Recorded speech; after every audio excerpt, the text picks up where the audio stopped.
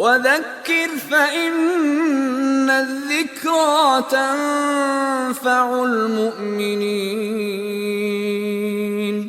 السلام عليكم ورحمة الله وبركاته. بسم الله والحمد لله والصلاة والسلام على رسول الله وعلى آله وأصحابه أجمعين. My brothers, my sisters, the day I die and you die, the Prophet Muhammad, peace be upon him, says about that time, إذا مات ابن آدم انقطع عنه عمله إلا من ثلاث. If a human being passes away, Ibn Adam means the son of Adam, here referring to humankind at large. When a human being passes away, انقطع عنه عمله, his deeds are cut from him or her. The deeds are cut from him or her, except three things. And then he goes on to mention how it is beneficial for the deceased when he has left behind some knowledge that people are benefiting from, or he has left behind a child who is making dua for the parent, or he has left behind a charity, the benefit of which continues beyond the death of a person. Those three things will help you when you've passed on. We have a trend in our societies and communities. Someone passes away and the rest of the people wake up and start saying, let's do something for the dead person. Whereas Allah Almighty has asked us to do it the other way around. I'm alive, let me do something for myself. If someone were to do something like, for example, a well or a masjid or some form of a charity on your behalf after you've died, there is discussion amongst the scholars as to how valid or invalid that is. But if you did it yourself when you're alive, there is no discussion, no debate. It is definitely there and it is yours, your deeds. So rather than wait for someone to do a well for you after you died and enter territory that yes, maybe, maybe not, that no one may talk to you about sometimes. You do it yourself. I did my well, I did my masjid, I did my things. I'm going to die. You're going to be alone in your grave. You're going to meet with Allah alone. Subhanallah. يَوْمَ تَأْتِي كُلُّ نَفْسٍ تُجَادِلُ عَنْ نَفْسِهَا. On that day, every single soul is going to be defending itself. Not one person is going to say, hang on, before I defend myself, let me defend my son. Let me answer on behalf of my mother. No chance. Allah Almighty says it in a few places in the Qur'an. Ya ayyuhan nasu attaqu rabbakum. O people, develop a consciousness of your Rabb, your Lord. Wakhshaw yawman la yajzi walidun an waladih wala mawludun huwa jazin an walidihi shay'a inna wa'dallahi haqq.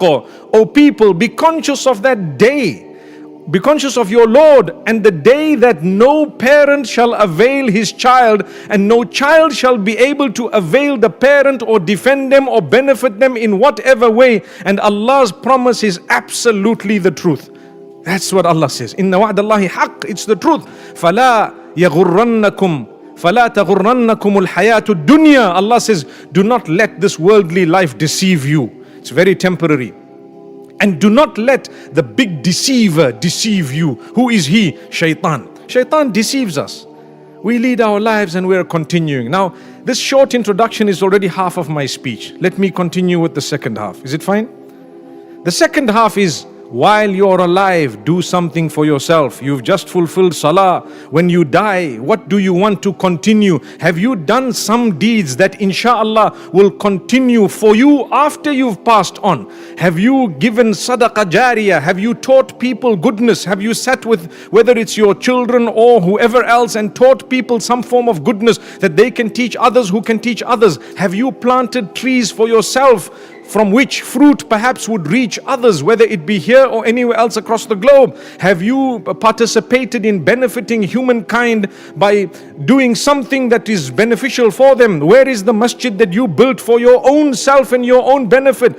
Every salah read in that masjid, you will get the reward for it, no doubt, bi'idhnillah, for as long as it was sincere for the sake of Allah. There goes. So start thinking about these beautiful deeds rather than leaving behind a legacy where we didn't teach anyone anyone anything. We don't have, we didn't spend enough time with our children where they don't even know the deen properly. They'd probably be a curse for us after we've gone. Who knows? They may never pray for us. They would probably think good riddance when we've passed on. Or have we even developed ourselves in a way that subhanallah we gave something in a good cause such that after we pass on inshallah it will continue longer and longer. May Allah Almighty grant us the strength.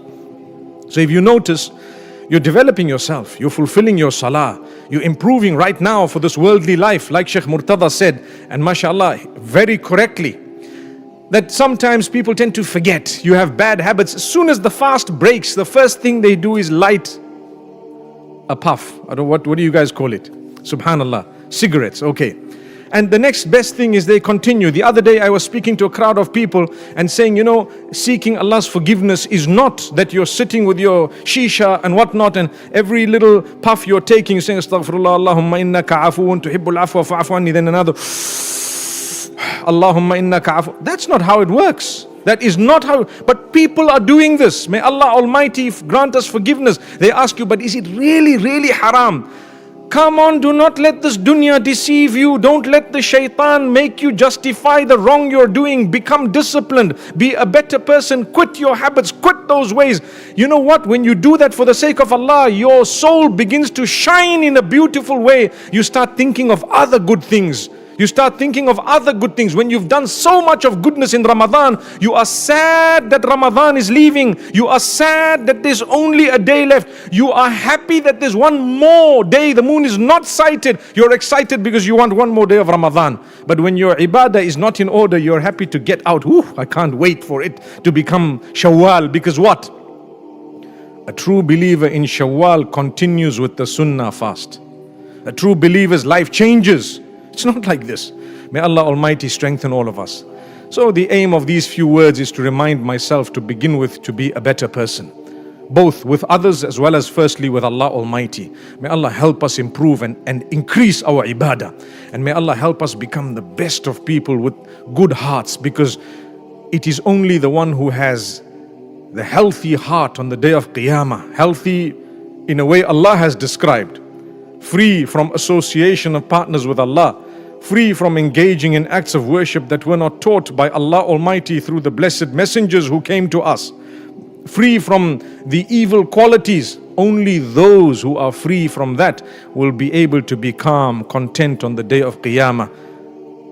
يَوْمَ لَا يَنْفَعُ مَالٌ وَلَا بَنُونَ إِلَّا مَنْ أَتَى اللَّهَ بِقَلْبٍ سَلِيمٍ. On that day, the wealth and the children won't be able to help you except the one who comes to Allah with a qalbun salim.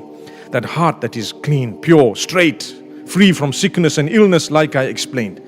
But so my brothers, my sisters, the last few nights of Ramadan, this is probably the Taraweeh that we are going to fulfill that would depict the end of this month of Ramadan.